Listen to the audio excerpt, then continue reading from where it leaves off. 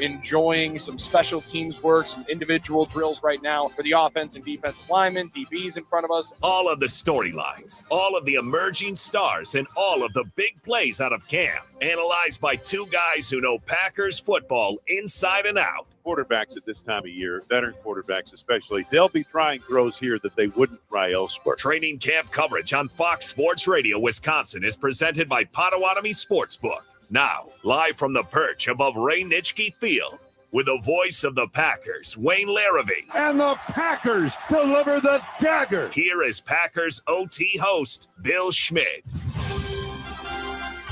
Once again from Ray Nitschke Field, it's Training Camp Live. I'm Bill Schmid alongside the voice of the Green Bay Packers, Wayne Larrivee, as we have one more day on the practice field before the game field is met by the green and gold. Wayne and the boys will be traveling out to Pittsburgh, the land of the Yinzers and the former Green Bay Packers of Mike McCarthy and Aaron Rodgers later on this week, Thursday night, 6 o'clock kick. But Wayne, before we get there, one more practice today in Shells, lighter day after maybe the heaviest day of work in the 2026 training camp a day ago. A good day to be able to take a little bit of a load off as they refocus, and seemingly Matt LaFleur let the cat out of the bag earlier on today. Sounds like Jordan Love and most of the first-teamers might be ready to roll coming up on Thursday night. Sounds like it to me too, Billy.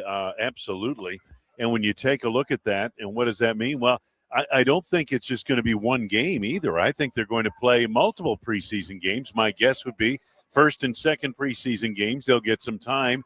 And then obviously that third week of preseason, they will have the Arizona Cardinals here for a joint practice, so the veterans will get their work in there, and then you've got that 2-week period between the end of the preseason games and the start of the regular season.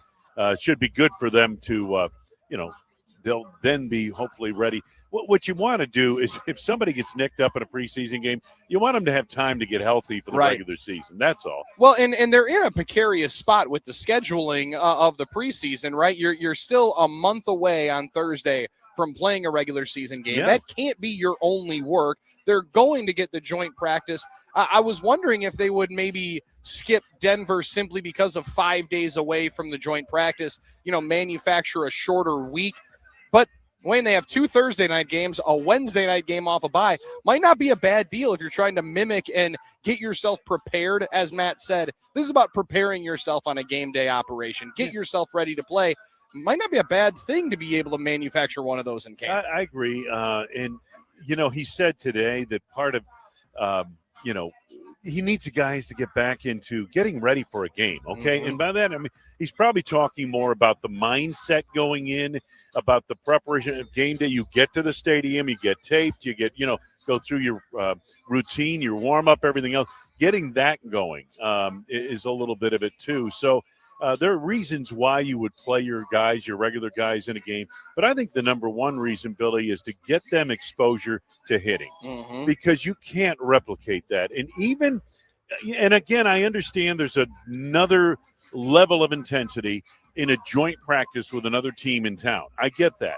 But it's still a controlled environment. Yeah. It's still thud, okay? You need to be in a game where you get a little bit of exposure.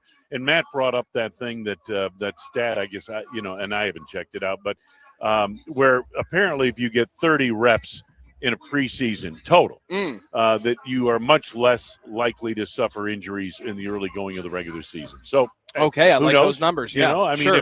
I'm sure he didn't just throw that out there. I'm sure there's some reasoning behind that. There's some science to that. And so, I always felt uncomfortable, and I know late in Aaron Rodgers' career here, they didn't want to play anybody in, preseason games. But I do think there's a benefit to it to get your guys ready because once you get to September, Billy, even if you just played 30 regular preseason snaps, it's still not much of a preparation for what you're about to encounter. As you know from having played the game at a pretty high level, you're going into a game now, the start of September. Hey, you not only have to hit somebody, you got to do it for 4 quarters. 4 full quarters. 4 full quarters. And that buildup, Wayne, I don't know gets respected enough in the new CBA. Like that shocked the system of yesterday was a 2-hour and 5-minute practice, the longest they've had in camp. I don't know, last time an NFL game lasted 2 hours. Yeah. Generally speaking, Yeah. that's a 3-hour process. There's a lot of up and down, and there's something to getting your body ready to, as Matt said on Friday night, fight through the fatigue. I thought family night, you and Larry and John did an excellent job throughout it. It felt like one of the longest work days that they were going to get. It was a little over 2 hours. It was a little over 2 hours, and throughout it, you could tell certain players, and Matt mentioned it, one of the reasons why they were out there that long in the humidity was try to see who was able to fight through the fatigue and still be their best version of themselves. It's a lot easier said than done at this level. And when you're unable to get into a game and have your preparation, I do think it will be a benefit to them. You mentioned, though, as well, some of the scared Nellies, nervous Nellies not wanting to play in the preseason. One of the big reasons is what happened potentially in Pittsburgh a number of years ago with Jordy Nelson, back to the scene of that crime. It's a weird balancing act. The Packers last year start out in game 1 of the preseason against the Jets at Lambeau. Everybody's out starting. Love goes 1 of 5 and nails his hand on a helmet, and everything else was kind of skittish throughout camp. They've also then, Wayne, went off and thrown a touchdown pass on their second pass on the second throw of preseason, and then bubble wrapped everybody till the first preseason game. I don't know where the full science is, but it does appear, as Matt's grown now into his 8th year as the head coach, they found it's too valuable to just completely punt on. And when I see Andy Reid having Patrick Mahomes run out there in preseason, especially off of a torn ACL, I don't know why other teams wouldn't be doing it if they're the ones in Kansas City winning championships and doing it. Andy has always played his guys in the preseason. Sean McVay never has. Matt came off primarily, obviously, they were all involved in the Shanahan tree, but yeah. Matt came off. I think he was most influenced. Now, I would be curious, I'd ask him this if he were sitting here, most influenced by Sean McVay. So early on in his tenure as a head coach, I think he was more given to, hey, let's not get these guys overexposed in the preseason. And he had a veteran quarterback who was more than happy. Was not going to fight him on that one. And I get the impression that based on what we were talking about in Pittsburgh coming out this morning, that I think Aaron is lobbying Mike McCarthy for maybe no time in preseason for him. But I think Coach Mack wants to get them some time out there. So I'll bet Aaron plays on Thursday night briefly in that game. I still would have tried to politic to the league and did post numerous very, very well handwritten letters. At least I thought they were well written to try and get this game moved to Lambeau Field. If we were going to have this reunion, this matchup between Rodgers, McCarthy, and the Steelers, that thing should have been on that gridiron across the street. But the NFL has their own mathematics of it and couldn't make it happen. I am excited, though, to see, as obviously the offensive line is in front of us, Wayne, one of the talkers over the last couple of days has been Anthony Belton, seemingly getting demoted, pushed out of, I guess for lack of a better term, pushed out of the right guard spot, that being a very open competition. Jagger Burton, Jacob Monk fighting for it, and Belton moving over at right tackle. But Zach Bacco-Buele being inside of team drills yesterday was maybe the most welcomed sight. That right knee is one of the big tests to be able to do in this preseason, and he spoke about wanting to be able to push himself to some of the limits here in the preseason. Bacco-Buele is a huge key to this team. You know, we talk so much about Micah Parsons' injury, Tucker Kraft's injury, even people didn't talk as much about it, but they should have been talking about Devontae Wyatt leaving. Big key down the stretch in that 5-game losing streak to end the season was the fact that Bacco-Buele was not a part of the offensive line. He tried right up until the last game. I was there on a Saturday afternoon or whatever it was, the day before the Chicago game. He was trying to work out, trying to get ready, trying to get into that game, and just couldn't go on that knee, and thus did not play. But that was a key loss. By far, I don't know what you think, Billy, but I think by far their best offensive lineman. Oh, 100%. His consistency, and also, Wayne, the sturdiness that their offense had with Jordan Love's front side being secure, and their ability to run to that side. They didn't run all that well throughout the entire season, but if they had any success, it was running behind them. And, you know, Bill, I know you've been watching really close the offensive line and the different machinations of personnel that we have seen. Some of this, and again, throughout the team, some of this day-to-day, coaches at this stage of the year will try a guy somewhere else to see, okay, if we had to go in this direction, can he handle this particular job? Anthony Belton. Is there competition? Matt admitted, hey, there's competition all over this team. Yeah. Keyshawn Nixon in and out of the lineup in one form or another. Same thing on the offensive line at the guard spots. Yeah, they like Jagger Burton. They want to see Jacob Monk. Can he start? They feel good about these two guys. What would they do if they were in with the starters? Yeah, and Jacob Monk has acquitted himself very nicely. I also think Sean Ryan has had one of the quietest, best camps for the Packers. He hadn't blown anybody away, but his pass blocking, especially in the one-on-ones yesterday, was pretty sublime for somebody that struggled with it definitely a year ago. And to see how the Packers rolled here special teams-wise, Cam Acord in the group off to our right and rolling through. Aaron Banks still hasn't been out on the field consistently. He's been in and out throughout. LaFleur made mention of it that at some point you want to have your full group being able to work through all the procedural things, have a snap count, not have any disjointedness. I don't know that time is yet, but I got to imagine, Wayne, it's getting soon. It's getting closer than they would like, with not knowing for sure when I think 65 would be a full go. We're into another phase of camp now, preseason games. Okay, we're into that phase. So practices become a little shorter, not as many of them. You're getting ready for a game. You're not game planning, but you're getting ready for a game, and you really do need to see those guys together. I would think by Denver, you would want to see that offensive line. If you're going to play your starters in week 2 of the preseason, we don't know if they are or not, but if they were, I would think they would want their starting offensive line out there, because the following week, I don't know how much value there is to playing your starters in the last preseason game, especially when you have a week of work in training camp with another opponent. Yeah, there'll be 2 public practices the final week of the preseason. Monday, a public practice with just the Green Bay Packers. Wednesday, the joint practice with the LaFleurs, the Arizona Cardinals, coming to town as well. And then next week, Tuesday, training camp live right here on the 18th. The lone public practice before the Packers head out to Denver to take on the Denver Broncos, who almost ended up winning the AFC a year ago and hosted the AFC title game. You think about how close some of these margins are in the NFL, and I'm looking over at Josh Jacobs right now. Matt LaFleur mentioned he'll probably be out the rest of the week. Him in Denver, possibly his best game, Wayne, a year ago. Marshawn Lloyd has been the best version of himself so far. That tandem has gotten a ton of conversation, rightfully so, on and off the field. There's a lot of question marks about what their running back room will look like. What have you seen from the early glimpses, though, of both? Because Jacobs, while he's been on the field and when he was rolling team drills, looked like Josh Jacobs. Yeah. And Marshawn Lloyd's hard to, again, there's a tempered excitement because you're nervous about being able to repeat it week in and week out and pinch me in week 4 if all of a sudden he's still at full go. But the skill set's tantalizing, and he's shown it every single day so far. I think Josh was having a fine camp, and his injury's not serious or anything like that. He's a veteran. Got a lot of mileage on him, a lot of carries, a lot of touches. Not so much carries, but touches. And I think he's fine. Marshawn Lloyd looks great. Until he gets injured, I think you can be excited about him. And I'm not saying he's going to get injured, but I think they may have figured out what was wrong with him.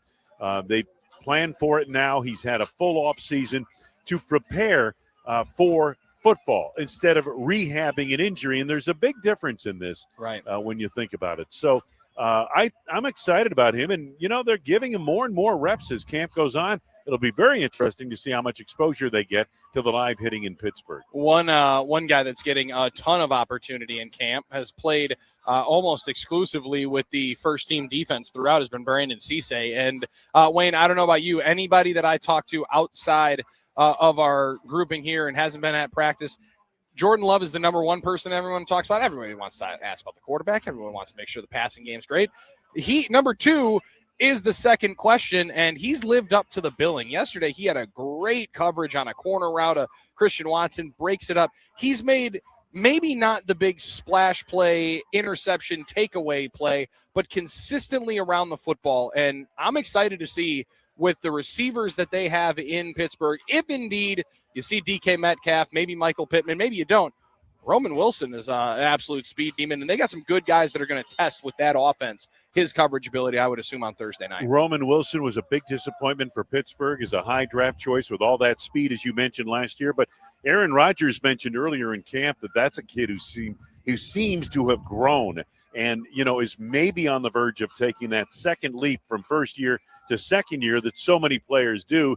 And if he does, the Steelers have a fine receiving core. There's no doubt with Pittman, as you mentioned, and DK Metcalf. And Roman Wilson's a guy who could step into the third receiver role and really make it an outstanding receiving core for Aaron Rodgers that he didn't have last year. Packers getting Catano Ladapo out onto the field as the third safety in for Javon Bullard again here today, because Bullard working his way back from an injury, doesn't appear to be serious, and Packers do a quick run play off to the right, slip and fall, but back out onto the field and remaining in the huddle is Marshawn Lloyd. Savion Williams has drawn a lot of eyes, Wayne, and he's gotten a lot of opportunities yesterday. Over 2+ hour practice, a ton of reps that they had. No Matthew Golden, no Jaden Reed. And Savion Williams, not a forgotten man by any stretch of the imagination as a third-round pick, but they've moved him all around the offensive lineup, and it seems like he could be in for a big year with just a number of opportunities coming his way. Absolutely, and it's good to see Jay Reed back out there with the starters. Big time. A little swing pass over here. Great one-handed grab by Wiley right there off to the right. For those of you who are wondering, Wiley has factored really nicely in this training camp. He's a big target, appears to have very good hands. Also seeing Matthew Golden back, that's good to see. Guys go in and out of the lineup at training camp. You don't know because they don't have to report on injuries. You don't know how severe the injury might or might not be, and it's always good to see these guys get back in. Well, especially at the tight end room, Wayne, where as the offensive line sits left to right, Morgan, Burton, Ryan, Monk, and Baco Boele, big pile up right there in the middle as my man Jacob Monk just tabletop somebody over Sean Ryan. That used to be the move on the playground. You'd have somebody go right up underneath somebody's legs and just sit down and squat, and then somebody would just two-hand press. That was what Jacob Monk did after the play. They might not like that one in film as much, but physically finishing the play is always fun to see. But to have a couple of guys in and out of the lineup in the tight end spot, there have been a lot of reps for Wiley, right? Obviously, Tucker Kraft working his way back. Luke Musgrave, real question as to when the next update is on his potential availability. But, I mean, they signed Drew Biber. They brought in Castles again. They've had to bring in a lot of bodies to fill in the reps there at tight end. And Josh Wiley's taken as much, and when he's been healthy, taken a ton of opportunities. And you think that they're going to be there in the regular season because John Fitzpatrick had a lot of opportunities a year ago onto the field. The guy who has kind of shown up at training camp is a guy really off the lead pace, you would say, at that position. Drake Dabney, second-year player out of TCU. I thought he was very good in the family night scrimmage. He showed up to me, at least. I saw him very much involved, and I think he's got a chance to make this football team. We expected, and I do think that there'll be a ton of it, 2 tight end sets for the Packers throughout the season. And Wiley and Dabney, just availability, have had probably the most looks over there. They bump around and shuffle the offensive line a tick and get Anthony Belton in there at right tackle, playing alongside Donovan Jennings, who was a reserve man a year ago. Jacob Monk taking some snaps there on the interior. The defensive line, Chris McClellan had a phenomenal day there yesterday, Wayne. And just seeing more into pads, again, it can be cliche in football. You hear people say it all the time. But once the pad comes on, you can finally realize what somebody really looks like. His NFL body is I joked about it with Nags yesterday.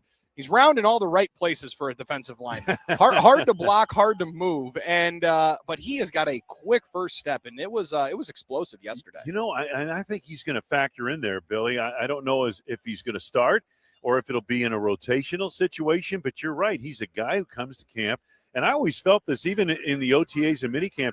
He looks the part. He looks like he's ready to play, ready to go. Yes, just came in from the SEC fully ready to go. Him and Jagger Burton had an SEC on SEC rookie one-on-one yesterday, which was phenomenal theater to have. No one-on-ones here today. Packers are in shells, shorts underneath, the light pads up top as they work through. Not a walkthrough by any stretch of the imagination. Right now is a little bit of a half-tempo team portion of camp, but this will be 1-2 step and pause. Nothing too physical. They mentioned a couple of low days with a high day in between as the Packers get ready for their preseason opener coming up Thursday night. 6 o'clock kick, 4 o'clock coverage starting on the Packers radio network. 4 o'clock coverage. We'll start with the pregame show, Packers preview, featuring Dennis Krause and the returning Mike Heller, along with Wes Hodkowitz and James Jones. And then Wayne, Larry, and John have you for the game, as well as myself and Drew Olson for Packers OT. As game week is here,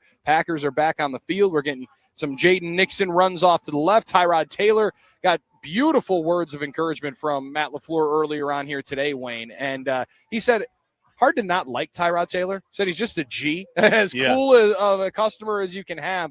And he had a very, very good day yesterday. I think we've been waiting for the Tyrod Taylor on the field day, but in the classroom, they're able to see where I think he's going to have his biggest help to the team and his biggest contribution to the club is what he's able to do in the meeting room with Jordan Love. 16-year veteran, still moves around really well on the rollouts, and nice pass there to Shepard. And, Shepard's a guy we've got 3 wide receivers, kind of backup guys that have really stepped up and had nice camps. Shepard's one of them. J. Mike is another guy, J. Michael Sturdivant. And, of course, Isaiah Nair has been talked about a lot during this camp. And all those guys look to me like they really bring a lot of competition, and 1 or 2 of them may stick on the practice squad. Going to be interesting to see those guys star coming up on Thursday night. You would imagine a lot of opportunities, especially late, as well as a lot of opportunities for Damian Martinez, who's running the football here as well. And you saw some of his physicality in that live portion on Friday night, Wayne, really doing what he does best in breaking tackles, lowering the pad level. The kid, he can bring it. And Ben Sermons was anxious to see him in pads, and I think he likes what he sees in Damian Martinez in pads. You're also right about Jaden Nixon. Well, down on the depth chart, but nonetheless getting a long look at family night scrimmages, and he'll get a long look in Pittsburgh on Thursday night, I would imagine. There's going to be obvious chance for people to be able to surprise, and maybe Kyle McCord is one that surprises. He fires one off to Nixon off to our left side. All right, we'll take a quick time out here across our Fox Sports Radio Wisconsin network, as well as on YouTube, X, and Facebook. You're streaming Training Camp Live. It's presented by the Potawatomi Sportsbook, your home, the Midwest premier sports betting destination. The only Las Vegas-style sportsbook in the Midwest is in Milwaukee at the Potawatomi Sportsbook. Bet above the rest. No flipping. Get right back here to Ray Nitschke Field, the voice of the Green Bay Packers, Wayne Larrivee. I'm Billy Schmid. We're back right after this on Training Camp Live.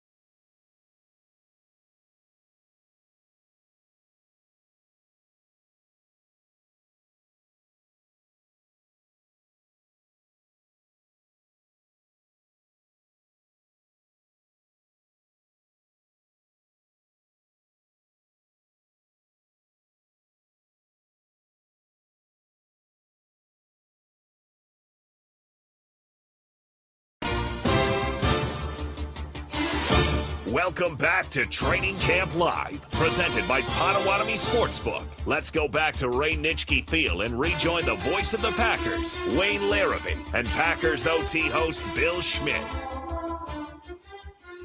We rejoin you from Ray Nitschke Field as the Packers work some red zone in front of us on a team portion. It's practice number 11 for the green and gold, and it is game week. They'll take on the Pittsburgh Steelers coming up on Thursday night. Wayne Larrivee will call that game on the Packers radio network, and you'll hear it right here on Fox Sports Radio 920 in Milwaukee, as well as our flagship station 95.7 Big FM. Wayne, big rush by Lucas Van Ness on one of the plays during the first team drill, potentially forced a sack by Catano Ladapo, but the next play down from the 4-yard line, the Packers run with their trips formation of their three-headed monster at receiver. Golden, Watson, and Reed, and popping wide open is Matthew Golden and number 0, maybe getting more and more spotlights and excitement. And just a moment ago, Tyrod Taylor on a bullet over the middle, back line of the end zone. Isaiah Nair couldn't quite gather it in. You and I were talking off the air. The thing the Packers do, I think, an excellent job of is in the passing game, in the double red zone, as I call it, inside the 10-yard line, like that, getting people open on the goal line in the passing game. And they do a great job of that. They've got trips to the right side, basically what we call a cluster, 3 receivers. They move, they move the wide receiver in motion to the right, and then they get somebody open coming the other way. Tyrod Taylor buying time right now. And he's still got good speed. He still got good feet. I was going to say, for a 16-year vet. For somebody that the only guy on the team that was born in the 80s, got around that corner still pretty well as he tried to race Tyron Hopper and Colin Oliver to the pylon on the breakdown. These are some of the guys that you're going to see a lot of coming up this training camp and into the preseason. I'm wondering what we see from a Bo Melton in the preseason games, Wayne, because he is in a precarious spot. Not precarious in a bad way for him. I think he's going to make the team simply because of what he does special teams wise. But whatever he can give you on offense seems like just an added bonus, but he's going to be in there. We saw that so much last year. He's going to get opportunities. He's in there right now. Love manipulating the pocket. A leaping grab. Sky Moore back of the end zone, knocked out of play by Xavier McKinney, who was right there. Had the coverage well measured, as I say. Ooh. On the back line of the end zone. He had him lined up perfectly. Sky Moore was able to tap one toe, but unable to get the others. 2 things you were talking about. You were mentioning Bo Melton. Same can be said for Sky Moore. I think both make this team because of the fact not only are they going to be key contributors on special teams, but both can play in the offense. They can do things. And Aaron Nagler mentioned it to Adam Stenovich during the coordinator availability of, is he doing some of Sky Moore being him, doing some of the old Tyler Irvin stuff that we saw in 2020, a lot of the scat motion, moving across the line in the formation. And Stenovich very bluntly said, yes. Yeah, I mean, very good question by Nags. Excellent question. I had forgotten all about Tyler Irvin, but you're exactly right. This kid reminds me of him a lot. But, again, understand something. Sky Moore is here to put the Packers back on the map in punt returning and kickoff returning. And if he just does what he did at San Francisco last year, top 10 in kick returning and punt returning, that'll be a huge help to this offense. That will be money well spent. That's a solid investment and one that you got all of your ROI on. And for the Packers trying to find somebody there, great pass breakup by Edrin Cooper, trying to get it to your boy Dabney. My guy, Drake Dabney, the Hollywood name. But a great play made by Cooper. And, and again, I understand. We want to see Cooper up on the line. We want to see Coop coming after the quarterback. But he is so good in pass coverage, Billy, that I think a defense coordinator has a tendency to say, God, we need him covering that tight end coming out of the backfield. Especially as damn good as these tight ends keep getting and more athletic as they keep getting, you need to be able to match it up. Yesterday, there was one moment where Zaire Franklin ended up blitzing from depth with Cooper on the line of scrimmage. I imagine you'll see that throughout the season. And Wayne, I thought it was exactly what you just explained. Yes, we want Cooper rushing the passer, but he's too good back here. We got to be able to give some relief. Zaire, see if you can break through the B gap and see if you can put some pressure down. Quick, big collision here with Pierre Strong coming across. Pierre the middle on Strong the catch. and Perry was there, the safety, Mark Perry, and Tyrod Hopper, who's going to be around collisions. Very athletic. Tyrod Hopper is, somebody said to me the other day, and I think he's a poor man's Edgerrin Cooper. I think he may be a little more than that. He may be better than that. He's a good athlete in his own right. For a defense, Wayne, that's probably going to be in right around the ball there again. Tyron Hopper punches it out, too. Beautiful punch out of the football, and he didn't fall right on top of it, but it looks like recovered by one of the Packer defensive linemen. Maybe that was Chris McClellan coming up with the ball. Either McClellan or Mosby. It could have been Aaron Mosby. Yep, one of those two. Yeah.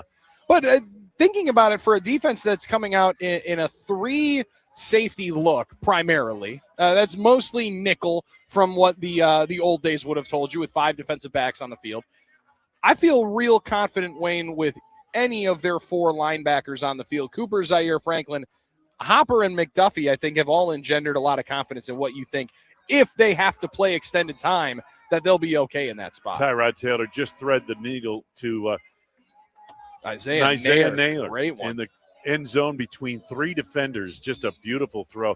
You know, the thing about Taylor that impressed me, he still has a good arm. He can still sling it. He has good legs. He can still avoid the pass rush. And again, 16 years in the league, he's seen it all. Nobody is going to say that Tyrod Taylor is a franchise quarterback. Now, he's been at times a team leading. People will forget this, boys and girls. There was a quarterback for the Buffalo Bills in between Jim Kelly and Josh Allen. There were a lot of them that were not good. There were a lot of J.P. Lossmans in there. And then there was Tyrod Taylor, who snapped a 12-year playoff drought in McDermott's one of his first 2 years. So he's gotten opportunities for a long time, Wayne, and he is a dual threat guy, but he's not going to rely on the legs as much. Is that fair, you think, to say? I think it's exactly fair. It's exactly the way it is. We're seeing field goal work right now, and it looked to me like it was good. That one looked good. Trey Smack from 33 yards away. You know, you've got to make the short ones too, folks. You got to make the short ones. You really have to make those. Now, I'm very interested to see, and this is the one time Wayne Larrivee and I get to hang out here with the people, because we're men of the people. We hang out here in the stands at Wayne Larrivee Field with all the other media types over on the far side, Wayne. There's a lot of consternation about not signaling if the kick was good or not. Matt LaFleur, once, at least I humbly believe, once he realized how uncomfortable it made everybody, that was here to stay. They weren't going to put the officials underneath the goalpost at all. That one hits the net a lot easier to know on a 41-yarder is good by Trey Smack. But there's so much of the operation that is a little disjointed. However, I thought the conversation around Smack after Friday night, Wayne, was really good. And maybe you asked the question, maybe somebody else did, but the makeup of a kicker, the mental makeup, how difficult that's got to be for a Cam Achord and Matt LaFleur.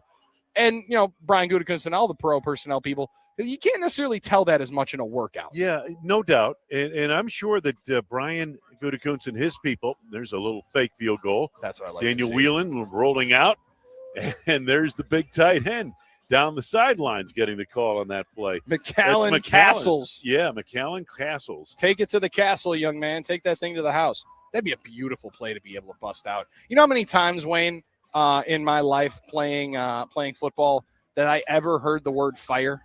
Not one single time in a game. Every single week, though, you practice it. You got to be able to practice that just in case that snap would go into the ground. As Trey Smack will line this one up somewhere for a 43-yarder from the right hash.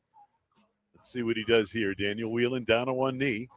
Snap was good. And that kick looked good to me. Right through the uprights there, right through the middle. And we get nobody's signaling. Nobody's signaling, but as long as we get a subtle cheer from our guy Armin Sarian back in our network studio, we know that it was a good one. Armin, what's your take on the kicker conversation as we wait here for the next one to line up from 45 yards away from the left hash? Honestly, guys, this is early in the tenure. They are just working on stuff, and it can only get better. You have to start somewhere and build to it, right? The patented positivity from Armin Sarian never goes away, and it's why we absolutely love him, why he needs to be protected at all costs. And now we get Trey Smack with a little bit of a high snap. Kick on the way. It is long enough, and it is no good to the right. To the right, yeah. That's my fault. Nice job, Armin. See, Wayne, this is what happens when we let our. Hey, I jinxed him into the 51-yard miss the other night. I got vilified on social media for doing it. What are you going to do? You guys did phenomenal on Friday night. And also the Wayne and Rock cams, we might need to see how we can keep those. Because to be able to see that, we need to see more of those. I don't think so. I think that might be the content people need more of. As Trey Smack lines up once again with that left hash mark. Yep, 45 yards. Here it is. Good snap on the way, and that's right good. Through right in the net. We don't need any signals. Don't worry about signals that. Are overrated around here. And now we race online to be able to confirm the numbers that we thought, because that is how we handle and cover football in Green Bay, because it just might mean more here in Green Bay, Wisconsin. We got 12 guys over there on the other sideline that are watching each one of these, and you might get a difference of about 2 or 3 as we go along, but nonetheless, we're trying, folks. Yes. We're trying for you. I will say, though, I think my absolute favorite will be the consternation that's rolling over on that sideline. All right, we have some good notable breaking news in the NFL. Most importantly, in the NFC North. The Minnesota Vikings, according to Adam Schefter and ESPN sources, have named Kyler Murray their starting quarterback. So the least maybe surprising breaking news, but Wayne, you wondered when they were going to have to make it official that they were rolling with Murray and not with McCarthy, the former number 9 overall pick, first rounder, top 10 guy. That's a franchise-altering kind of decision. But it seemed like it was one that was made when they bring in Kyler Murray on a minimum contract. Yeah, really. And I was a little surprised they even opened the competition based on what they did to get Kyler Murray. But understand, the Vikings are paying their starting quarterback the minimum. Arizona's paying the rest of his salary. Mm-hmm. So, this is a real cheap deal. And if the quarterback whisperer, Kevin O'Connell, can get something out of this guy that maybe Arizona wasn't able to get, Minnesota will be, they'll be swimming in it. That's for sure. Kyler Murray will be the 4th different Week 1 starting quarterback for the Minnesota Vikings. In 2023, Kirk Cousins. 24, Sam Darnold. 25, J.J. McCarthy in Chicago. And now 2026, when the Vikings host the Packers on September 13th, it'll be the former number 1 overall pick, Kyler Murray, under center. And I know Kyler Murray, who was a former first pick overall in the draft, if I'm not mistaken. Am I mistaken? No, you're spot on, yes. Okay. Anyway, he never had a Justin Jefferson. He had some good receivers in Arizona. Larry Fitzgerald was there. Don't get me wrong, Hall of Famer. But he's not had the depth of receivers and even runners behind him that he has now in Minnesota. They have a really good – I felt like going into last year, Billy, they had the best people from a skill position standpoint offensively in the division. And that may or may not have changed now, but nonetheless, that's still a really good group of people around him. And it was 2021, right? That was when they were undefeated and the Packers went down without Devontae Adams and company and won that Thursday night game through 8 games. Now, granted, it was 8 games. He was in the MVP conversation, right? So you have seen at times him play very good football, and then at times you've seen him throw his team out of games, right? Oh, absolutely. I think that's the difficult, the tenuous time with Murray. The talent is tantalizing. It's absolutely there. How Kevin O'Connell is able to harness that, but with him being somewhat humbled and cut and now playing on a minimum, Wayne, it feels like if there is going to be something that unlocks a different composure of Murray in some of those spots, it would be right now. And don't forget, he comes off a year where he lost his job last year in the middle of the season. Yeah, so early on. The thing that Arizona people always whispered to me was Kyler Murray will do some spectacular things. He'll put some great numbers on the board and hit you with a pass that just, knocks your socks off to see. But in the end, you end up losing the game. Yeah. And some of that's on the starting quarterback. At least that's the way it was in Arizona, and that's why he's not there anymore. It's also a difficult ask, I would believe, when O'Connell made a mention of one of the reasons why they believe and one of the reasons why they've struggled to be able to be the best version of themselves last year and other ones. It's like when we've had our starting quarterback play the full season, we've won 14 or 13 games. Wayne, Kyler Murray has played 3 full seasons in his NFL career. His first, second year, and in 2024, he played 17 games. Those are the only times he's played an entire season in his career. That's a difficult person to replace that spot with, but I am excited to see, as a fan of football, I'm excited to see him with those weapons on that turf. Like, that is going to be an exciting offense. Oh, absolutely. There's no question. They are a force, and we know what they're capable of defensively. I tell you what, Billy, I mean, if you be totally honest with it, they've got a great coaching staff. Yes. They have excellent personnel still. And even defensively, they've lost a couple of guys. Brian Flores is more than capable of scheming around the people they've lost to have still a great defense. So Minnesota's a very dangerous team that not a lot of people are talking about.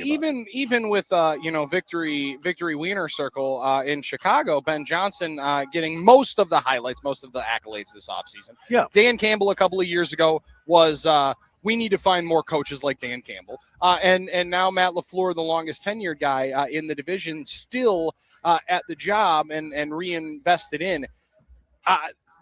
I still believe Kevin O'Connell's the best coach in the division, and it's a difficult one to back up always with the lack of full postseason success. But Wayne, to your point, they have great weapons, great staff.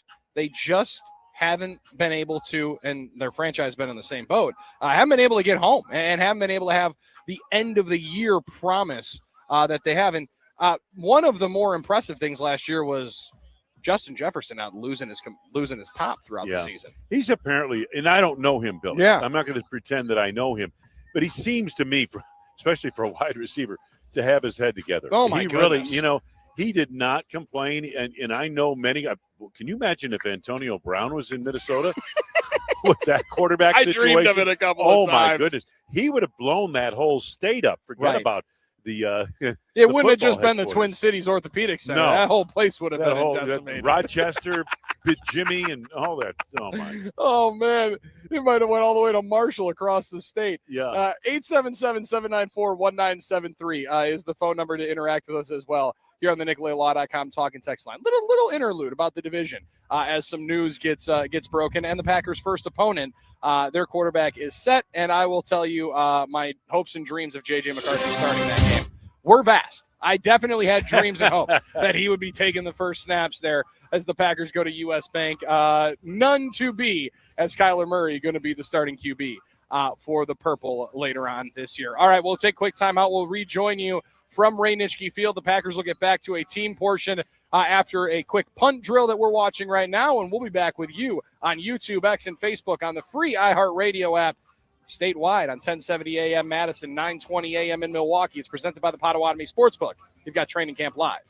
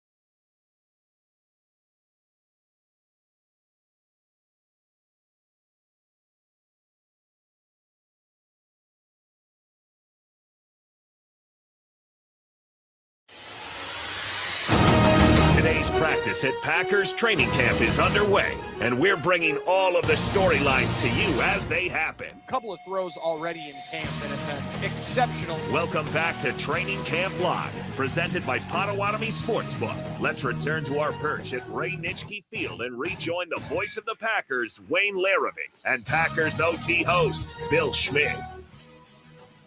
We are back from the perch, Ray Nitschke Field, Training Camp Live, presented by the Potawatomi Sportsbook. Bet big, bet bold, and bet above the rest. Wayne Larrivee, voice of the Packers to my right. He'll be calling Packers and Steelers on Thursday night, 6 o'clock kick on the Packers radio network. And, Wayne, we get into some move the ball drill, some team, and the 2 defense against the number 1 offense. And any linebacker lining up against Christian Watson is going to be a tough mismatch for anybody to have. Yeah.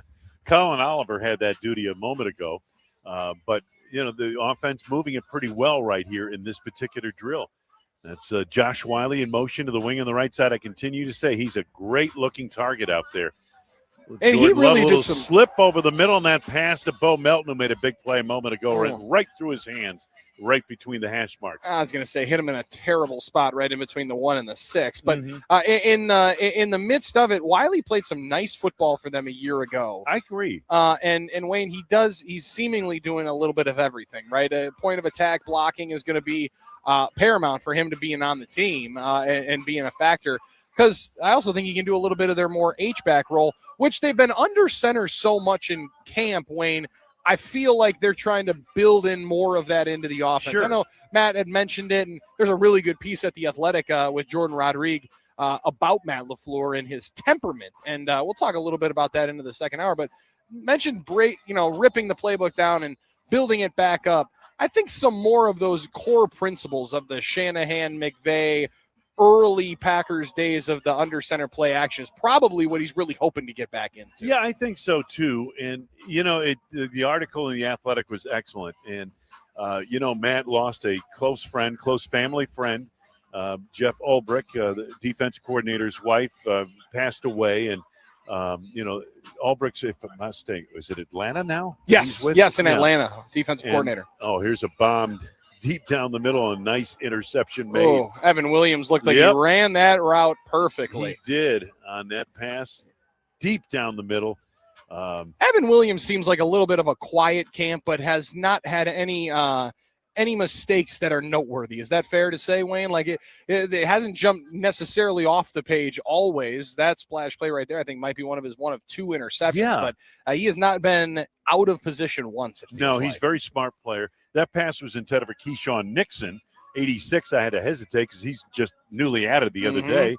But he seems to have good speed at wide receiver as well as length. And here's Nixon. Jaden Nixon is, again, probably 4th, 5th string running back on this depth chart for the Packers, but this kid shows a little reason why he's here. I mean, he's got good quickness. He reads it really well. Made a nice move off left guard there and found some open space. As LaFleur said after practice on Friday night, and you and Rock highlighted on the broadcast, had some real shifty cuts. Yeah. Some real make-you-miss type cuts, which will play at this level. And now, as you mentioned, number 86, Keyshawn Johnson from Western Kentucky. He lines up with J. Michael Sturdivant and Will Shepard in this list. And those are going to be guys that you see a lot of coming up in the preseason. That one a little bit behind Will Shepard.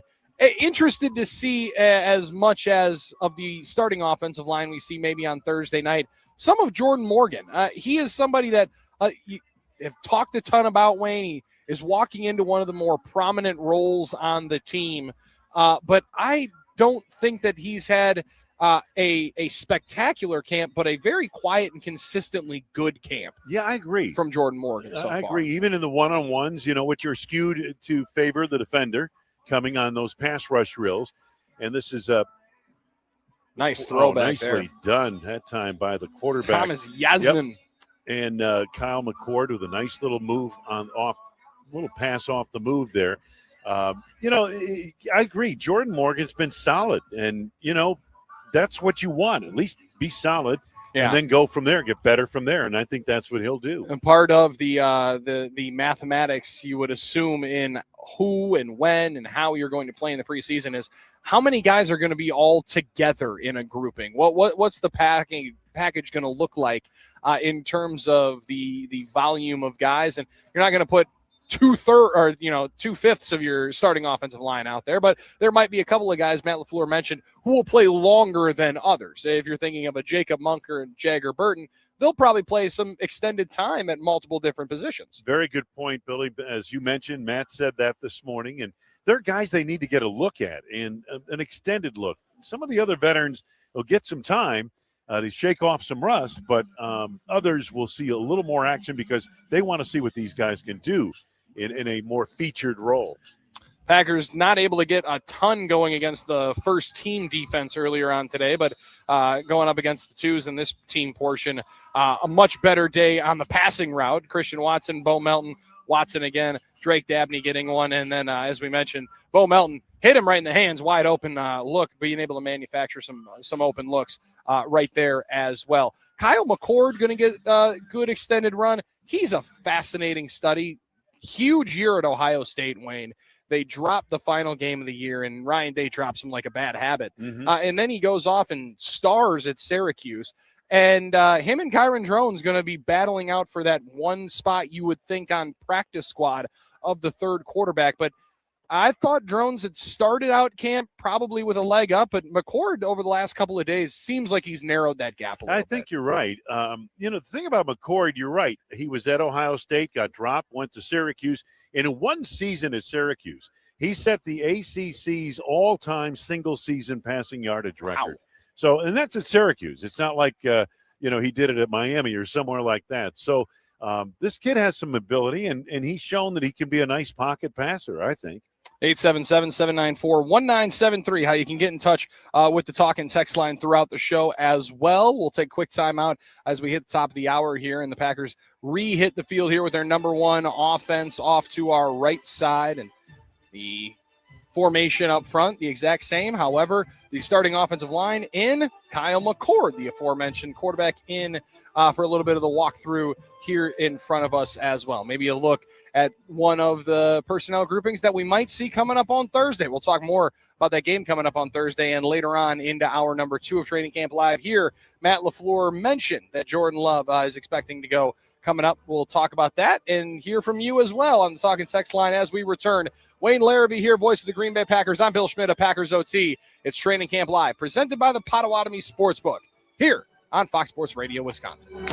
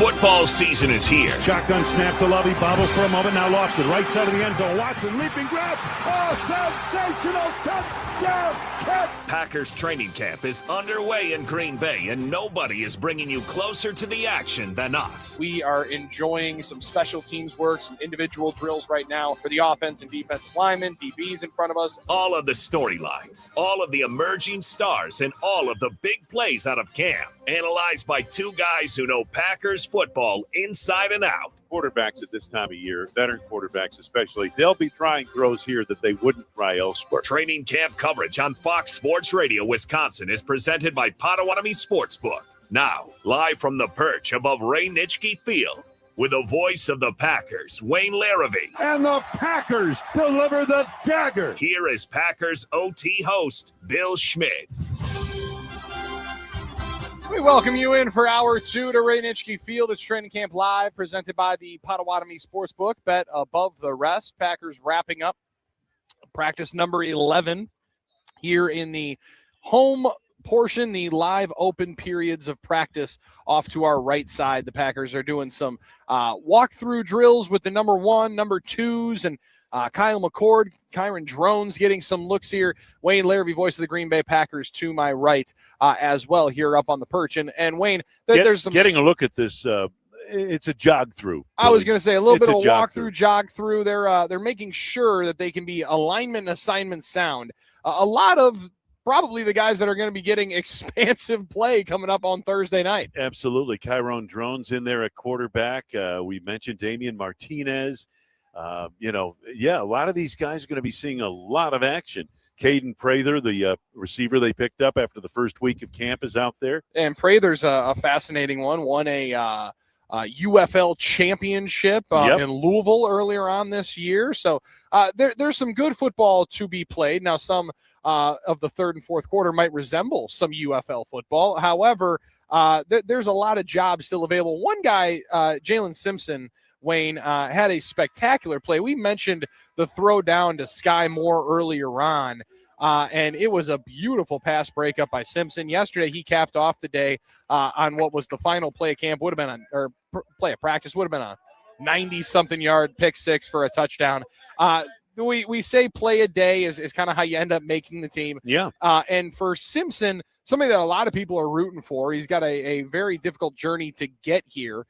That corner spot, though, in room is one of the areas where maybe you could see somebody supplant themselves and make this team because of what they do in camp and in these preseason games. If not make the team first roster out of training camp, 53-man roster, make the practice squad and be available because there will be injuries. This is a 100% injury business. So somebody's going to get hurt and maybe at your position, and then all of a sudden you're on the 53-man roster.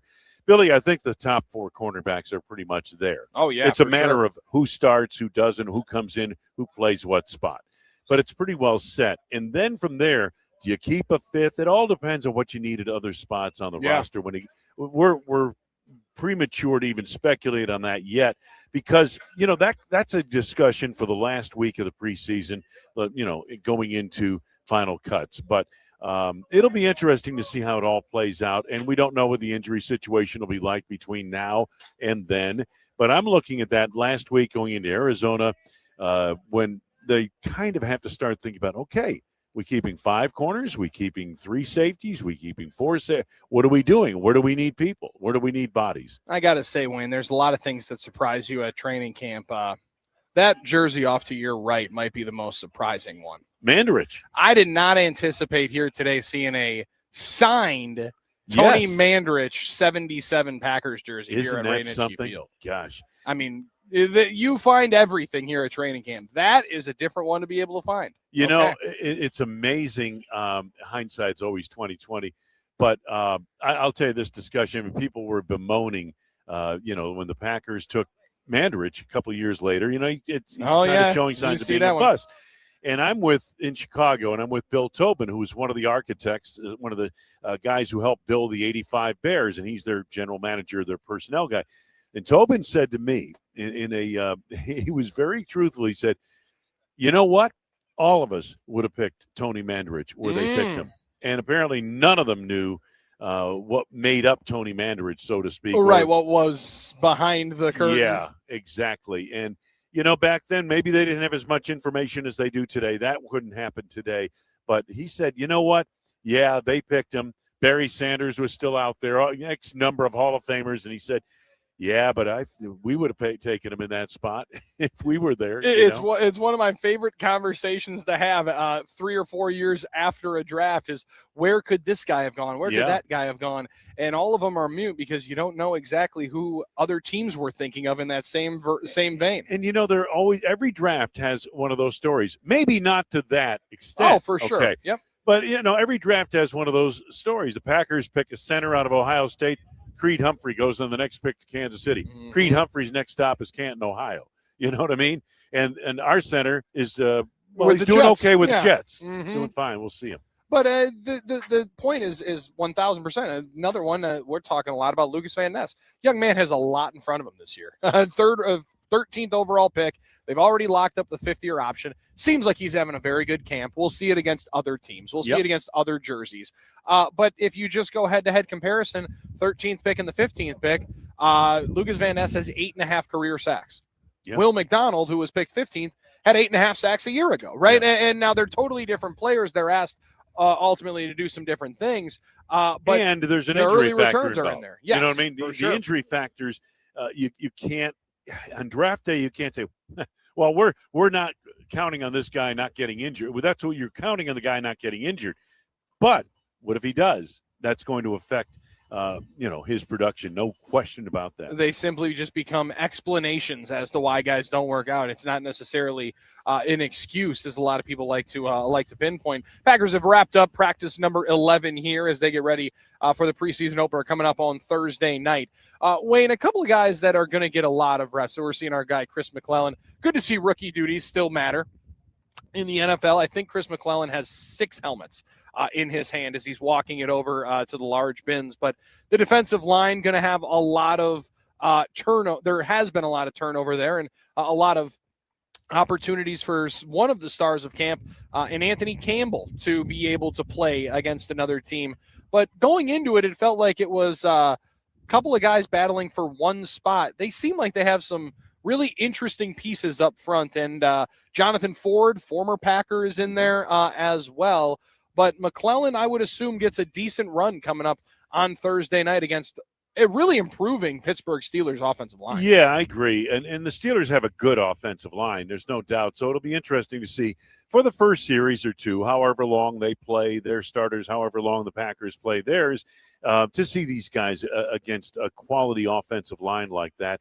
We were talking briefly, for those who joined us late, the Packers and Jonathan Gannon. I was remarking to you, we may have been a commercial, that I think the guy in the bucket cap over here was standing right in front of us, Jonathan Gannon, the defensive coordinator. People are wondering around the league, how are the Packers going to survive without Micah Parsons? By the way, they haven't won a game since Parsons left. Correct. Okay? Yeah. And that's just a fact. But I think that Jonathan Gannon is going to bring some pressure in different ways than people have seen in recent years from the Packers. And I think that he will be able to conjure enough pressure to get the Packers through that period of 6, 7, whatever number of weeks it is, until Parsons gets back. I saw, and I have seen over the last 3 weeks, Wayne, more corner blitzes in a Packers coming from Packers uniforms and Packers helmets than I have in a long time. And Gannon's manufacturing pressure, one of the reasons why there were so many sacks, 52 maybe, for that Eagles defense that he coordinated that went to the Super Bowl a couple of years ago. Oh, absolutely. He had the horses up front, don't get me wrong. Javon Hargrave was one of them. And, yes. We haven't seen much of him. He's been out. He's getting closer to taking part more in team drills now. But, there's a lot to it. And the way they generate pressure, it doesn't have to be just from the edge guys. You need it from the edge guys. There's no doubt about that. It's like your third baseman in baseball. He better be hitting 25-plus homers and 70. You got to have something off the corners there. Same thing with the Packers in their defensive line and the edge rushers. But there are other ways of getting pressure. Keyshawn Nixon is an excellent blitzer. You know, Mhm. we saw it 2 years ago, didn't see much of it last year. Hafley tried to generate pressure with a 4-man rush primarily, and thus not compromising his defense downfield. Jonathan Gannon, from what we've seen in these practices, folks, I think will be given to do that a little bit more, to gamble a little bit more, bring that corner blitz. And when you do that, you're risking coverage time, downfield. yes. And if that blitz doesn't get home, you might get burned. But you have to take that chance sometimes. And also when you have youth on the edges, they're going to have a lot of guys getting some of their most pronounced game action in the NFL. Colin Oliver, we've talked a lot about. Barron Sorrell, we've talked a lot about. I imagine a ton of 99 coming up this weekend, as well as maybe some Denai Dennis Sutton, Brenton Cox. Like, there's going to be a lot of opportunities for them to, I wouldn't even say separate themselves, but for you to get a look at what all of them can do up and down the line. Denai Dennis Sutton has been the one that I think we've seen, Wayne, a couple of different times move almost 1 through 5. I'm interested to see if they try that with a couple of those other young guys. I am too. It's going to be fascinating to watch. Denai Dennis Sutton is the guy who, he did it on the highest level at Penn State, against great competition. The Big Ten has been the number one conference in college football the last 2 years. And, in fact, they produced more national champions in recent years. This is a kid that I'm looking forward to seeing in competition. Chris McClellan, you mentioned him out of Missouri. Looking forward to seeing what he does on the interior of that line, especially if you compare him up with Devontae Wyatt. Mm-hmm. Wow.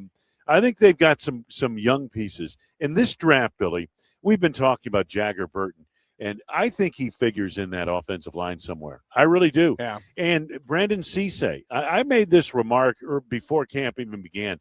I said for the Packers to be good, really good defensively, one of the two starters has to get unseated in this camp. Okay? Cisse appears, and again, Valentine's been injured. Let's see when he gets back healthy. But Cisse has looked the part and comes out of this draft. This draft that did not have a first-round draft choice, this draft may be a very immediately productive draft for the Packers. First time in 40-something years that they went into the offseason without their first-round pick. Yeah. And to your point, I think that they got 3, because I'll include Sutton. I think he's going to be a player, and he's got a very high floor, in my estimation, of an NFL contributor at worst. You got 3 guys right away that I think can play for you for a team that rightfully so believes they can compete. And we've made mention of it, some in joking manner. One of the linchpins of the draft class is going to be the final one, probably the most discussed guy in Trey Smack. But I think you're spot on with Cisse. And if it was day one, Nixon's injury was the reason he first got on the field. He acclimated himself quite nicely and hasn't given this one up or given any reason to take him out of the competition. Instead, Keyshawn Nixon started battling with Benjamin St. Juste a little bit potentially for that job. I'm with you. He's going to be one of the guys, and it seems like he is stacked. Impressive young man from the little sound bites that we've gotten as well, because he's stacked up good days, but not allowing himself to be any bit complacent or contempt with what he's done so far. Sure. No, absolutely. It's just going to be, it's intriguing at this time of year, folks, where we see these guys on a regular basis. We're about to see them against some other team. That'll give us a different perspective.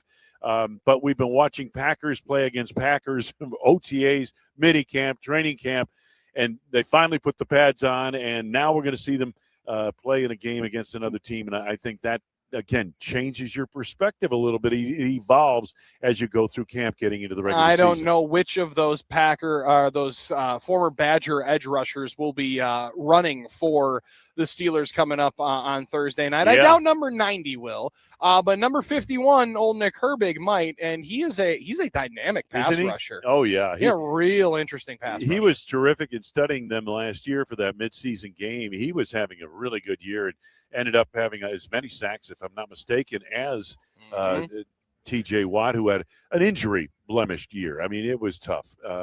He battled through some lung injury and all that. It's hard to battle through that. He did. He's that kind of quality individual. We all know that.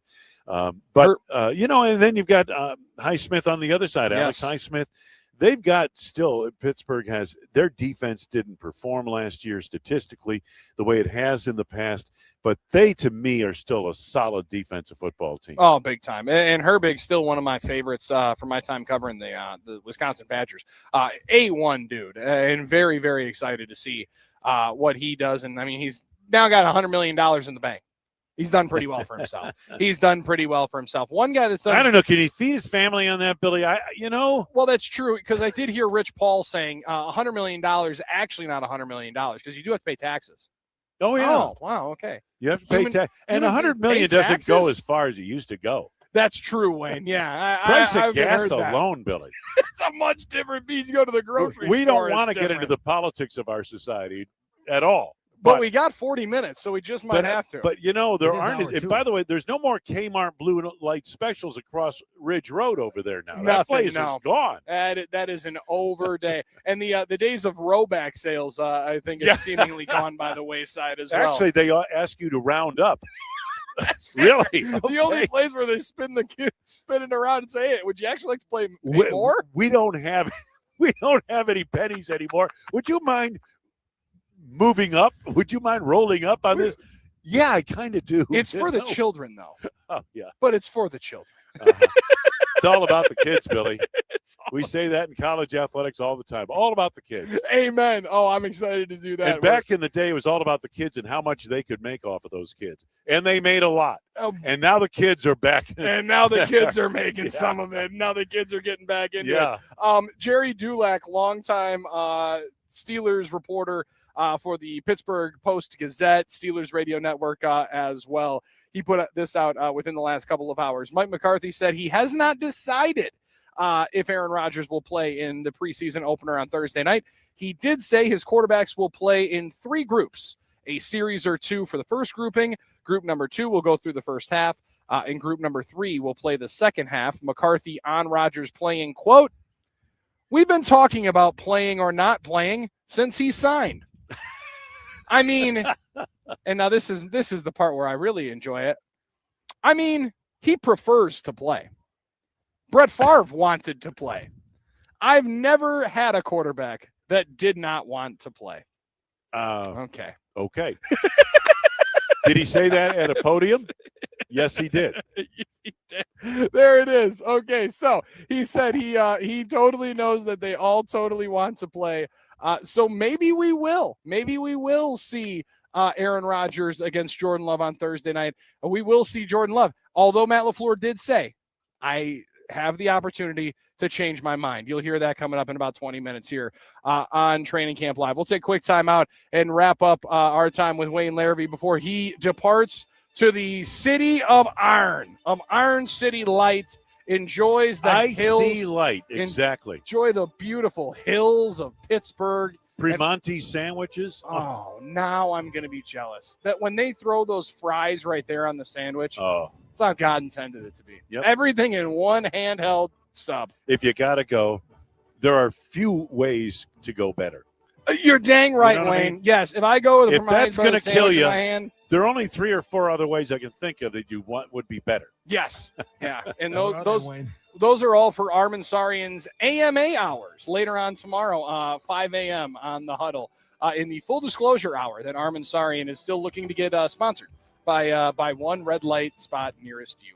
877-794-1973. Wayne Larrivee, voice of the Green Bay Packers to my right. I'm Billy Schmid. Armin Sarian's producing it. You're on YouTube, X, Facebook, streaming it on the iHeartRadio app, as well as 1070 AM in Madison, 920 in Milwaukee. It's Fox Sports Radio, Wisconsin.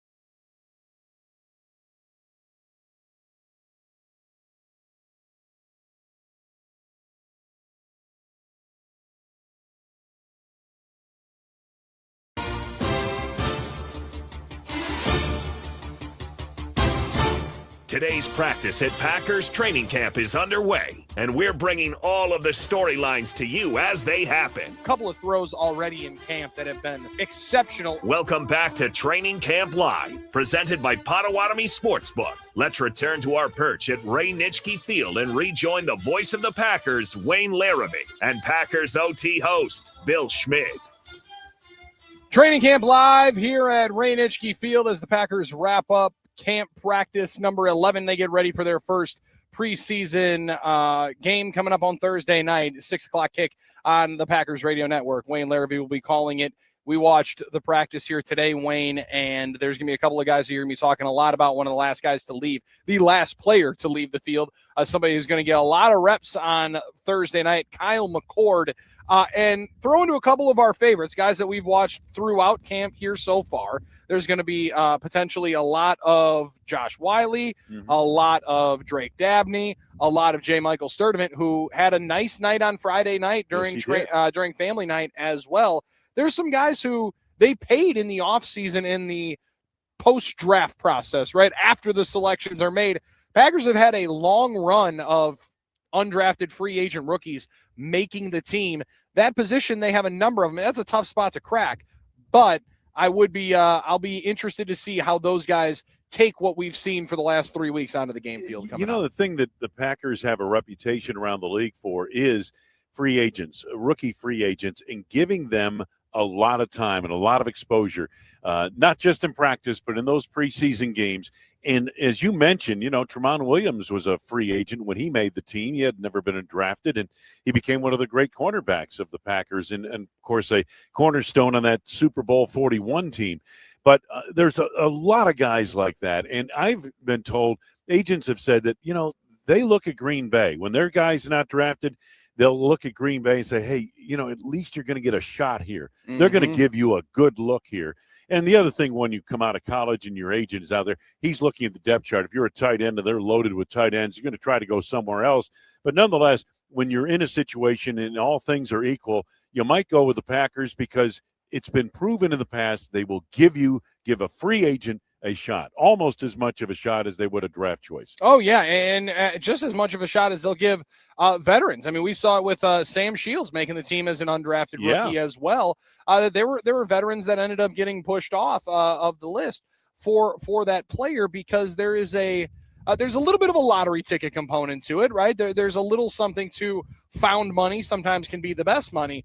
But for a team that has so few spots to make, it is a difficult one to crack. I would also be looking at their running back position because as much as has been made of Josh Jacobs on the field and off the field questions going forward, I think on the field, physically, he's had a very good camp. On the field, Marshawn Lloyd has had a very, very good camp. We haven't seen a ton of Chris Brooks yet as well. Like you start seeing Brooks, he was back today. Getting back today and getting himself back into the swing of things. That could be a spot that if certain players, Martinez, our guy Pierre Strong, I think is going to be on the team, but there could be a spot where that could be somebody who maybe surprises and engenders a little bit longer look, makes it a tougher decision. I agree. No question, Bill. That's what training camp's all about. The one thing general managers have always told me, and Goody is no exception, he does this as well, you want to build competition, whether it's a cornerback or safety or tight end or running back. You need competition. I mean, that does raise the level of play of your veterans who you may know a lot about, but maybe there's another gear they'll get to. And in order to get to that gear, they got to be pushed a little bit. You know what the team concept is all about. And here's the other thing, folks. Teams don't really come together at this time of year. They're trying to figure out who's on the team. Right. Once the team is cut and you've got your 53-man roster and then your practice squad, that's when these guys start coming together. Oh, is there some camaraderie that goes on, the veterans and all that thing? Yeah, the guys who have pretty much made the team. But the rest of it, that team doesn't really come together until you've finally decided who's on the team. Yeah, and who's not going to get pushed out and who's going to be found all of a sudden in 3 weeks on a totally different roster. Some of these young players, Wayne, are probably more in tune with that business side of it. Growing up in the NIL world of college football, I spoke with and heard from a lot of different college football coaches that had mentioned it of This year, you actually feel like you can build a team in camp or in spring ball because they're not going to bolt at the end of spring ball, right? You could list somebody as a third stringer knowing they're not going to hit a transfer window, and the players are feeling more comfortable becoming together, feeling like they're not going to all of a sudden lose one of their buddies in 2.5 months. The transient nature of the league is a part of it, but when you're able to get into one spot, I know Matt LaFleur, and we're going to hear from Matt coming up in about 15 minutes, mentioned the differences between like the Steelers going to Latrobe and being away and getting to be with their teammates for 2 to 3 weeks. Packers have done that for a long time, but as we look off to the left, a lot of families and a lot of babies over there, Wayne. That, I can't imagine.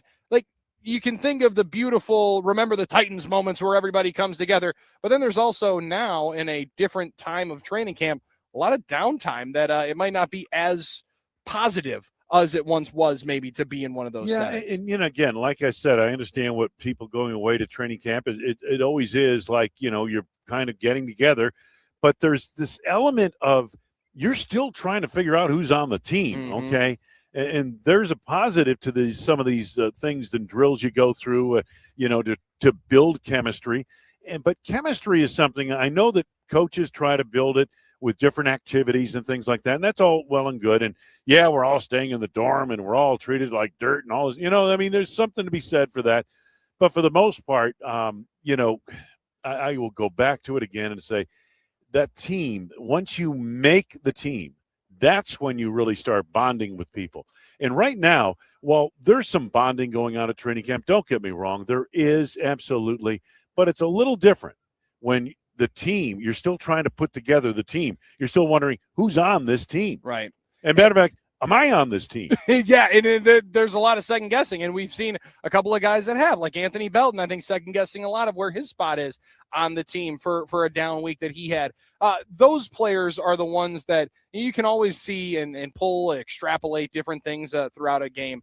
How he responds from a week in which maybe pulled out of a competition, pulled over to right tackle. He was running a ton of right tackle earlier on here today in the walkthrough and jog through that closed out practice. I'm excited to see how he handles it because you can be in one corner glum and disappointed, or you can make the absolute most of it and realize even the swing tackle probably ends up playing a decent amount throughout the season. And no doubt about it. Unfortunately, no doubt about it, because you want your offensive linemen. I mean, the best offensive lines in the league are those that show up and play for all 17 games, all 17. And those are Philadelphia did that a couple of years ago, and Detroit had that going for a while and did not last year, and it really hurt them.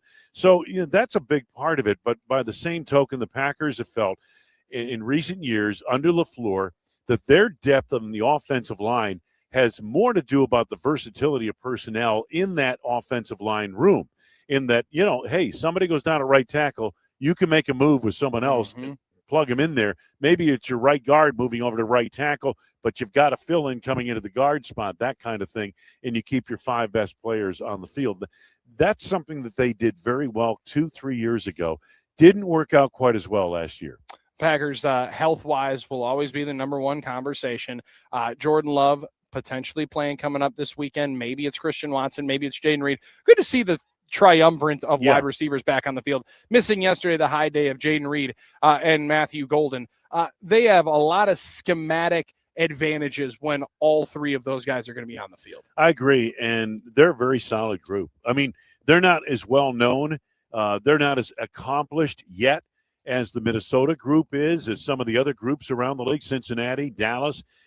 But nonetheless, I think this group, sky's the limit for them. I really do. I think they have that kind of ability to elevate this offense in those players. And I think the running game, God willing, will be better this year, especially if the offensive line is healthier. Fascinating story. We mentioned a little bit earlier at The Athletic, good profile feature on Matt LaFleur and maybe a little bit of a changing dynamic in the building. He had cited, and Jordan Rodriguez, the author, had penned this part of it, that LaFleur has embraced a more of a hands-off approach with his offensive assistants. at least so far. Earlier in the offseason, he declared to reporters that he would strip everything down like it was year one all over again. That in part meant trusting his coaches to help infuse new ideas into an offense that now has 7 years of work behind it, trusting them to be honest with each other about the concepts they should scrap. They went over the entire library, concept by concept.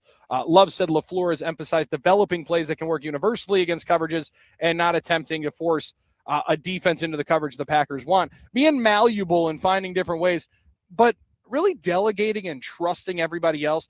In the entire piece, Matt talks about being trying to control what he can control and not allow himself to get too agitated and angry about things that you can't control.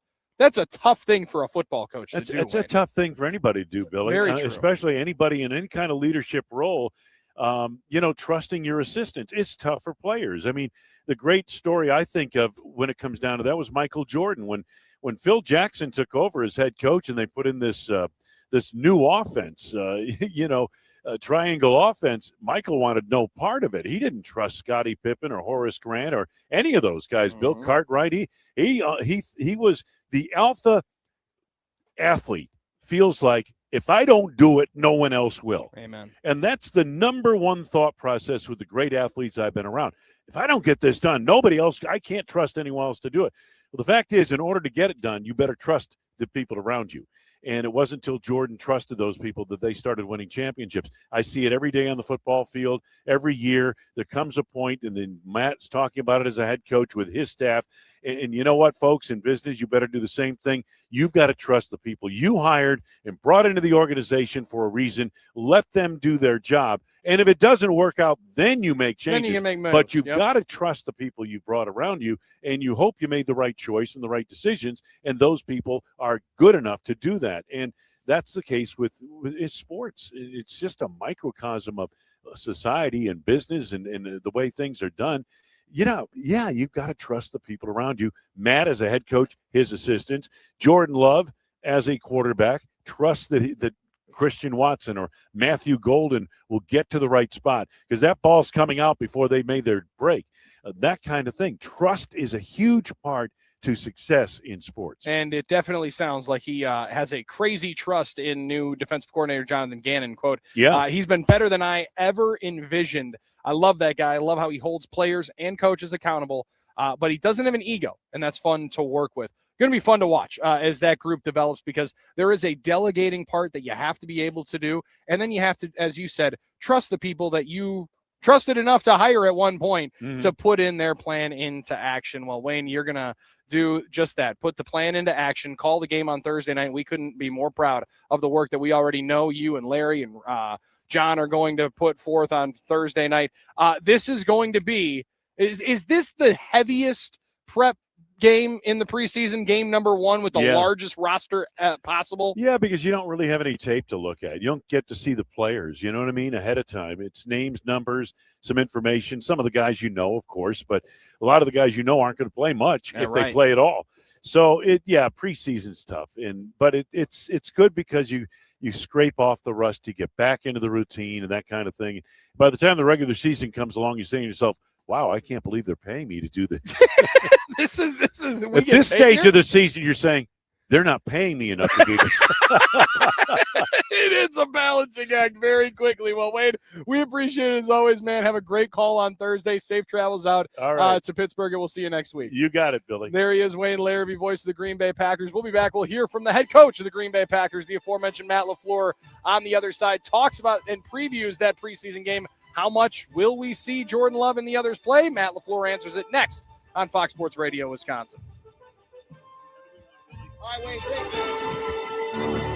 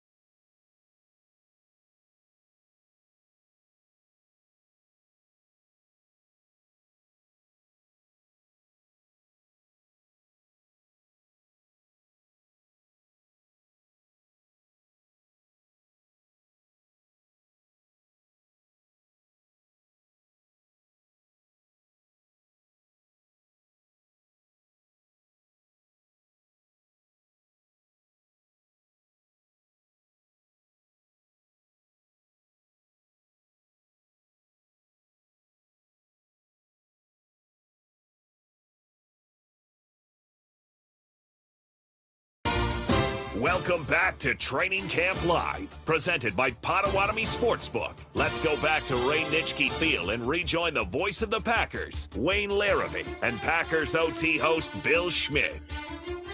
As Wayne Larrivee has departed to get ready for Pittsburgh, the Packers doing the same. They'll take on the Steelers coming up Thursday night. As Packers football back on the air, your home for Green Bay Packers football. In Milwaukee is the Big FM, 95.7 Big FM. Also can be heard on Fox Sports Radio, Wisconsin, 920 in Milwaukee. You'll hear the Packers game and Packers broadcasts throughout the season as well. The early coverage, the local coverage on Fox Sports Radio, Wisconsin. We'll start up with our guy, Doug Russell, the Love Muscle, at 2 o'clock with coverage of Packers game day and then Packers preview with Dennis Krause, Mike Heller, James Jones, and Wes Hodkowitz fires up at 4 for a 6 o'clock kick coming up Thursday night. Packers and Steelers. Wayne Larrivee, John Kuhn, Larry McCarron, Rock will all be in attendance in Pittsburgh at Acrisure Stadium, Old Heinz Field, for the call and for the game, and maybe a matchup one more time of Aaron Rodgers against Jordan Love. Will Jordan Love be in there? How many Packers will be playing? And what is the scene going to be like? What do you need to see head coach Matt LaFleur from preseason game number 1? Matt LaFleur spoke earlier today. We bring that to you now on Training Camp Live. I like it. Good morning. Matt, the NFL says that they're going to allow head coaches to delegate the throwing of the red challenge flag. Do you enjoy that too much to give it up, or what's your thought process? I probably should give it up based on past actions. So no, I'll probably hold the challenge flag. Do you feel good about If not, it's going to be Joe McKillop. Do you feel good about your process? I mean, obviously Connor's really been good for you. Yeah, I think yes. Where it gets challenging is if you leave, and go to the if you go talk to the quarterbacks or receivers or whoever, somebody on offense when the defense is out there and you have a bang play, but Connor's usually in my ear, and then you just have to have urgency to get up there and throw the flag. Did you used to have Rich kind of watch the line if you had to go back and? No, it's always been Connor. Did Domani Jackson have core muscle surgery? Who told you that? Well, I knew the injury was core, so. Yeah. No, he did in the off season. Any idea how much longer he'll be out? I couldn't tell you. I mean, he had been practicing. Yeah. I know he did not film it. I'm not sure. No. This is, that was in the springtime or whatever. He just has been trying to work through some of the stuff, and hopefully he'll be out there shortly. I asked you yesterday about Keyshawn not getting, not playing with the 135 play half the snaps yesterday. What's the thinking there with him and St. Jude's? Just everything's a competition right now. So we're going to put different guys in different situations and different spots and see how they respond. How's he handled it? I think he's had 2 really solid performances. What have you seen from St. Jude's that's caught your attention? I think there's a lot of things he's done in terms of coverage and also fitting up in some of the run support things that we want to make sure we get from our corners. And so it's going to be great to see him in live action. Yeah, what do you thought about Jalen Simpson sort of done on the opportunities he's had? Yeah, I think he's really making an impact. I think he's made a lot of plays. Certainly you could see it on the last play of practice yesterday where he picked that ball off. But I think I see a guy that's growing, that's playing with more confidence. And he's like a lot of these guys, you're just excited to see him play in preseason. Did you see this coming last year? I was feeling seeing the competitive stuff once training camp ends. I think we've always seen a skill set in him that he possesses. And I think he's got a knack for taking the ball away that goes back to his days at Auburn. But so we've been excited about him. It's just, there's always a little bit of a transition there when you take a guy that's played safety predominantly and then you move him to corner. Is there any timeline for Carrington Valentine? I'm hoping next week that he'll be back on the practice field. Is Jordan going to play on Thursday in Pittsburgh? He will, as of right now. I always have the right to change my mind. Matt, does that go back to what you were saying yesterday, or what's your thought process there What do you mean? about how many snaps in preseason? Yeah, I'd say it's pretty fluid in regards to how many snaps. But I do think there's a lot of value for all our guys to just get mentally prepared to go play a game. Whether it's one play, whether it's 3 plays, 10 plays, the whole game. I think there's a ton of value in that. Just getting your process down. What's the difference? You kind of saw last year you did play with a few more times in the preseason. What was the value you saw coming out that early in the regular season? You said they seemed to play better. Yeah, I think, but it's not just one guy. It's the collective, right? It's everybody that's out there. Matt, Bill asked you about the offensive line yesterday. Do you need to see those, again, understanding the risk versus reward of preseason play, do you need to see those guys a little bit longer, even if Jordan's not in there? Yeah, I think there's certain individuals that will stay in the game. Matt, that slot position can have a lot of different body types, whether it's the kind of smaller, shiftier guys. You guys have kind of used that safety, whether it's with Bullard or now giving Catano Ladapo some looks there. What do you guys look for in that specific role? Well, it just depends what you're asking them to do, but certainly I think it starts with you want somebody that will go in there and fit the run, but also he's got to have some coverage ability. So, and then ultimately we got to play to the guy's strengths. The Steelers still embrace the camp in Latrobe and St. Vincent and coaches and players. And I know why you had to make a change in 2020, but, is that in the back of your mind about that period of bonding with the team? Yeah, absolutely. That's why you're always trying to create ways. I do think it's a little bit different now. If we were to go off site, yeah, then I think you get a ton of benefit from that. But being that we are here, those guys have no choice but to go back to the dorms. Like I was in LA, we did the same thing. We went down to Orange County and there's no, you go back to the room, you hang out with the guys. And I think it could be a little bit different here in regards to some of these guys, especially with, I don't know if you've seen the number of guys that are fathers now, but there's a lot of babies around practice. And I think a lot of these guys, based on the time limits or whatever, the camp's not like what it used to be when you were here at 7 a.m. till after 9 o'clock at night, where they would just go back and go to bed. I think we get out a lot of times 6 or 6:30, and these guys would go home and then just go back to go to sleep. Matt, you mentioned yesterday at NFL Network that Jordan Love is the best you've ever been around when it comes to both line of scrimmage, protections, and things of that nature. When did you see that really take hold as far as going from really kind of studying under Aaron to really mastering what he's working with? Yeah, I think it was definitely a process that's just evolved over time. I mean, he is so in tune with everything we're doing, and shoot, it happened today where he's in there and we're talking about different looks about what you could do. And he said something that I hadn't thought of, and I was like, oh yeah, that's pretty good. So I think he's really grown in that facet, and he has complete command at the line of scrimmage.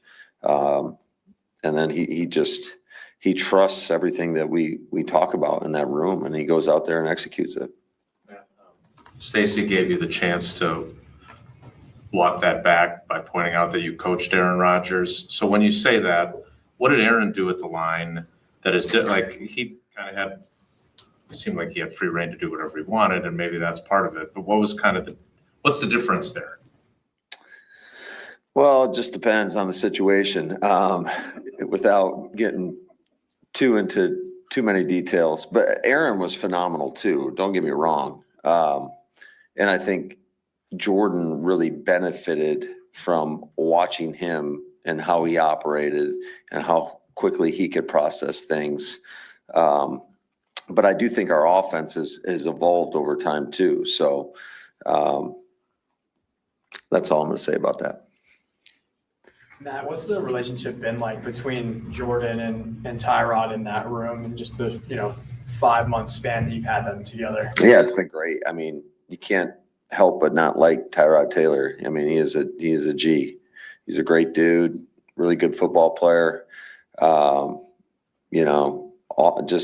He's awesome to have in that room.